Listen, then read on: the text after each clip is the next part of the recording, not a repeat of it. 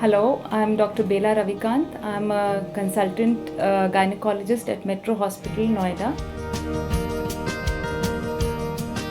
So, if you want to ask about TB and pregnancy, first thing which I will have to say is that quite a number of patients of tuberculosis have difficulty in conceiving.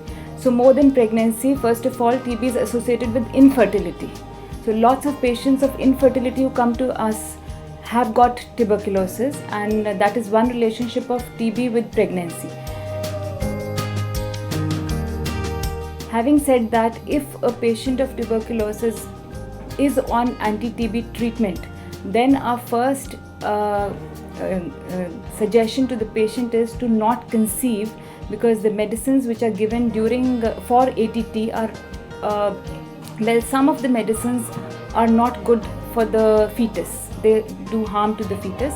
So we suggest them to first complete the ATT treatment, or if not complete, at least have first 3 to 4 months of anti-tubercular treatment.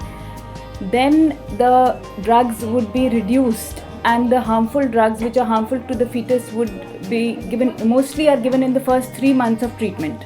Then we suggest them, okay, go ahead with the pregnancy. But if a patient who is on ATT and conceives, then we have to actually weigh what all drugs have been given, how harmful they are to the fetus, and then we can continue the pregnancy.